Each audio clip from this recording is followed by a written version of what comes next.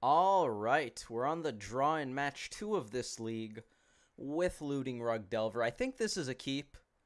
It's looking pretty bad against a deck where these don't kill things. But it also looks really good against a deck when they do kill things. Goblin Guide in Faithless Looting. Not a fantastic reveal. We're probably just going to shock here. I want to Forked Bolt this.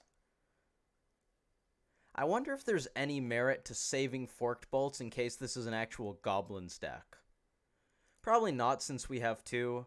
We probably value the instant speed off of Tarfire slightly more than the possibility to nab two Goblins. I don't know. We still have the possibility to nab two Goblins, so it's not like that's off the table. Rift Bolt, almost certainly burn. Let's play a Delver. Do I want to loot as well? Not really. All of these cards are perfectly fine against burn. Maybe with the exception of looting. But looting is at its worst if they play a Eidolon of the Great Revel, because then cantrips all get worse when an Eidolon is on board, just because you're paying life to cast spells that don't actually impact the board. But that's fine, because we'll just Tarfire the Eidolon on the end step if it comes down. I'm expecting this Rift Bolt to hit me in the face. I don't think Delver's an issue for the opponent. Not right now. Alright, what do we got? Nothing. That makes me feel worse about not looting. We're not Tarfiring their face. Maybe we are. No, I'm going to save it. What do we got here? Vapor Snag. That's a good reason to cast Faithless Looting. That is a card I don't like against this deck. I think I'm going to grab us a basic mountain. If we find a Spell Pierce off of this looting, we're going to get a little punished because I plan on playing out the... How does the math work? If we go Pyromancer first, we get one extra token. We're going to hit them. Let's start there. That's the easy part. We're hitting them down to 16.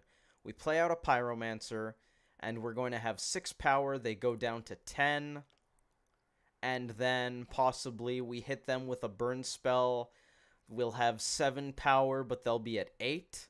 Unless they... So if they crack this fetch, looting after the Pyromancer might give us an extra point, but we also have 2 burn spells. So I think I want to loot first in case I find a counter. That might be what I want to do. I kind of want to go with that one. It feels a little bad if we don't find a counter, but I think I'm going to feel very bad if I do, and I already played out the Pyromancer. All right, well, Tarmogoyf, probably better. Let's bin those. I think binning Serum Visions is fine here.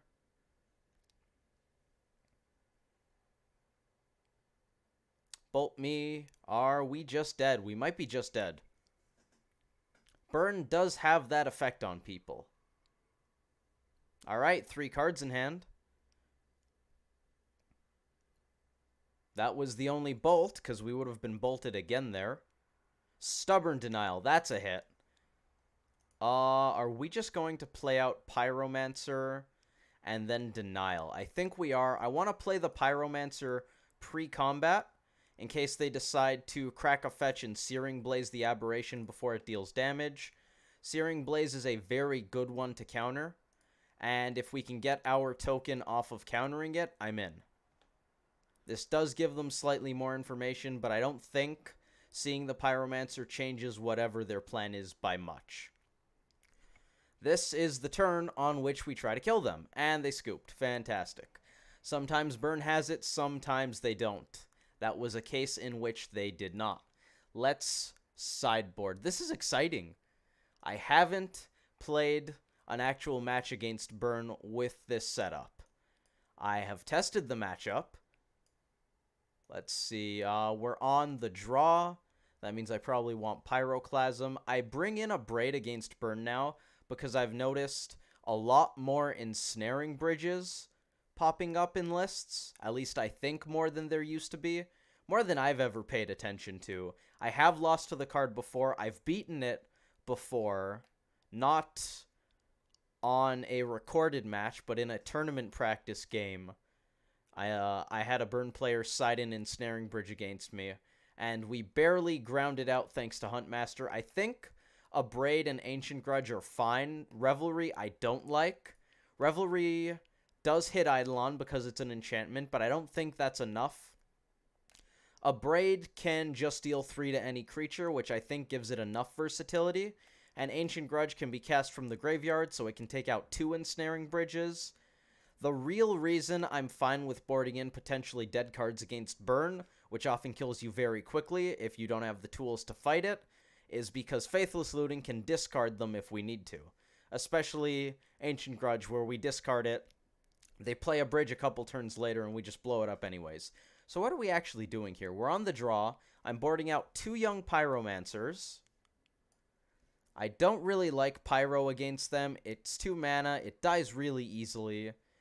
We are boarding out all the Vapor Snags and the Dismember. Dismember's a pretty easy one. Vapor Snag I mentioned I don't like against Burn. It's not very good.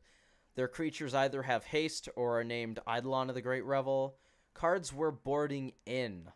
Snapcaster Mage, the 2 pieces of Artifact Hate. On the draw, Pyroclasm, Collar, and Feed. I don't board in Huntmaster anymore. That's correct. Almost forgot about. Actually, I entirely did forget about that. I think with this plan of having outs to Ensnaring Bridge anyways, and having Feed the Clan in the deck. Where's Feed the Clan? There's Feed the Clan. I don't think you actually need Huntmaster against Burn. I think the games that Huntmaster wins, you're probably winning anyways on the back of Feed, Collar, or blowing up a bridge, or you were just far enough ahead that the cards we have are probably good enough, whereas Huntmaster might win you a few extra points here or there when you actually needed exactly Huntmaster. Snapcaster Mage also kind of helps with that because it's another card that's good at catching up when they have a really big board, but not necessarily a bunch of spells. However, there are definitely games where you lose because of Huntmaster because you just couldn't do anything with it. You played it, they skullcracked you, and then you died. Or you never got to 4 lands, you stumbled, and you died. Or you played it, you gained some life, and then they sent 3 bolts and a Boros Charm at your face, or any combination of a few burn spells, and you died. I feel like we have the tools to not need it. What I don't feel like is whether or not I like this hand. Pyroclasm's cool. Fetches mean Mandrills comes down on 3 if we Pyroclasm, and then we might feed on 4. This might get us there. It's a little risky. I'm going to try keeping it just because Pyroclasm lets us interact with creatures. If we didn't have a way to interact with creatures, I'm mulliganing this probably immediately. It's still very well too slow, but we're going to find out. We're going to find out. Turn 1 Delver. That's great. I'm going to grab a Steam Vents, I believe, off of this Flooded Strand, because I need to fetch out a red source at some point, and it might as well be right now. We can fetch a basic forest off this to conserve our life total, and who knows what else we're going to do. If Delver dies, I'm actually probably going to be really happy. I'm chump blocking here, right? I am snap chump blocking. I have a Pyroclasm in hand. We're drawing Tarfire. No doubt in my mind I want this Delver to just gain me 2 life. Okay, I have a non-zero amount of oh my god. Whew. Oh boy. Are we allowed to do this? I mean, this might be against the rules.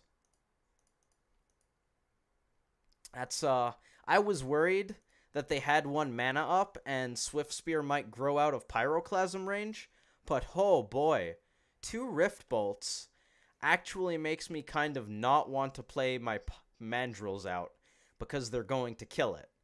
So I might just play a land tapped. We get to Tarfire any creature that shows up. Can we...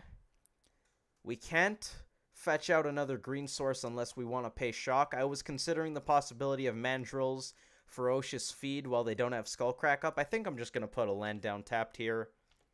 It's possible we want to get Stomping Ground off of this instead. Maybe that's right. This is a little risky because we're going down to 8. But I think I'd rather go to 8 than let them double Rift Bolt the Mandrills. So we're going to take this. We can Tar Fire any hasty creature. No plays. Cool. Alright. They have Skullcrack up, but this is an instant. So as soon as they put down the Skullcrack mana, boom, feed the clan. It's gonna be a thing. Let's grab a basic mountain. I want double red, and I also want cards in my graveyard. What am I keeping? Pyroclasm? That's probably unnecessary. It's fine. Creatures are dying left and right. It's all good. I don't think we need the land there. Not having Traverse is actually really nice for the whole graveyard management thing. Burn spell on the end step? Nope. Really want to cast that Feed the Clan. Oh, boy. That sounds like I should cast Feed the Clan. Just in case they have a land, I kind of want to do this now. If they had a land, though, it's almost certain they would have done it right there. They might have a path, in which case we only get to gain 5. And we lose our clock. That'd be bad. Yeah, they have a path. That's sad. Let's Visions first. We have lots of mana. Let's bottom that, looting top this. We're gonna loot. Let's get rid of the worst burn spells. Do this. Goyf on top. Alright. Clock is on its way. Don't worry, everyone. Another Rift Bolt. I really wanted to gain 10 there. I feel like we probably go for it there. Maybe we untap first. We do have a lot of mana. Swift Spear is gonna die. Goblin Guide. We can only kill one, so we're gonna start with the Goblin Guide. They may as well not know that Goyf is the card we draw for turn. So let's do this. We're going to slam Tarmogoyf. Do I just bolt this immediately? It's probably fine. Is there a case in which we shouldn't bolt this? If they play something scarier like an Eidolon, I'm going to regret that. When we have to bolt, we will. Until then, I think we just do this.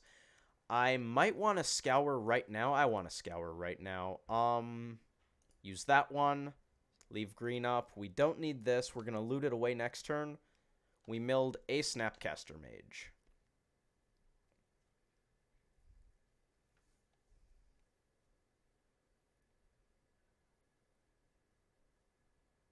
Opponent with a Rest in Peace. Well, Tarmogoyf just got a lot worse. They do sometimes board in Rest in Peace. That is a thing. We're going to bolt this because I don't really want a chump block. And they took our looting away too. That's so sad. Alright, top deck. A Braid. Blows up artifacts. We're not going to swing. We could send the opponent a message.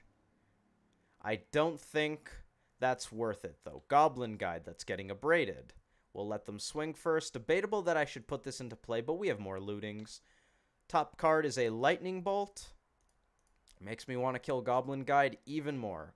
How many lootings do we have left? We've seen one. One was put on the bottom, and I don't think we shuffled recently.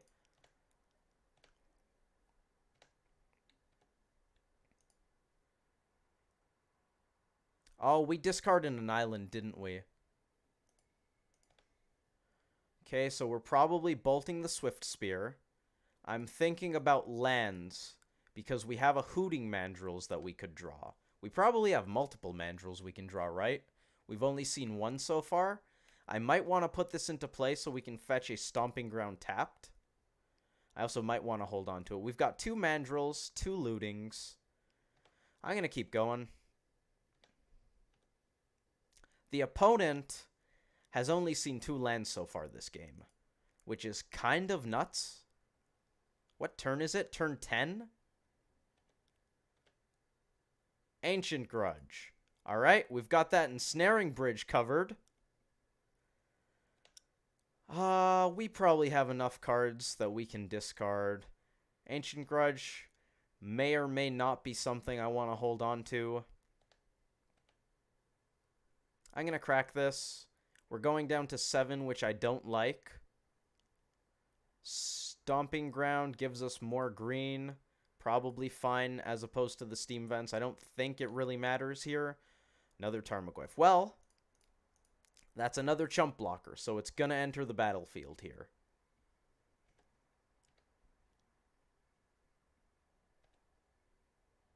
Padding our life total until we get to untap and Forked Bolt their haste creatures isn't so bad. If they play a Swift Spear or Goblin Guide, I do believe we're chumping with a Goyf. Chumping with Goyf and Swift Spear or Goblin Guide in the same sentence just makes me want to cry. Mandrills. Alright. I'm gonna cast it. If they have us dead, we're dead. Doesn't matter. We're playing our clock, and we're playing it right now. Boros Charm opponent. It was a Searing Blaze. Your go. Am I dead? Oh, that was that kind of Searing Blaze. Yeah, we're probably dead. Searing Blood. Okay. And it didn't have the die trigger because of Rest in Peace. That's funny. That is very funny. Searing Blood, let's pull it out. Deals 2 to a creature. When it dies, it deals 3 to the controller. We didn't take damage off of that because of Rest in Peace, exiling the creature instead of causing it to die. Mana Leak looks awesome right now. Ba-boom. Pretty unlikely that we're going to make it out of this unscathed. Well, if we draw like that, we might. Forked Bolt is going to go upstairs on the last possible turn. Swift Spear. That gets in for 1. I'm going to take the 1 here because I'd rather Mana Leak the next spell. They're saving it to block. Okay, so this might mean they have a burn spell in hand that they're holding. Nope. Any burn spell is killing me right now. So they don't have a burn spell. They want to soak up 2 damage. If I Forked Bolt this, I don't think it actually changes the clock. If we hit this, they take 2, and then we Forked Bolt still 2. It doesn't matter. It doesn't matter. They're just looking to soak up 2 damage. Burn does not play any cards that strictly deal damage to creatures. So I don't think it actually matters. I'm just going to kill this. All of Burn's cards go face, so I don't think that's actually a relevant decision. I believe we can just run over Swift Spear and then Forked Bolt them, but just in case, I'm going to play it safe.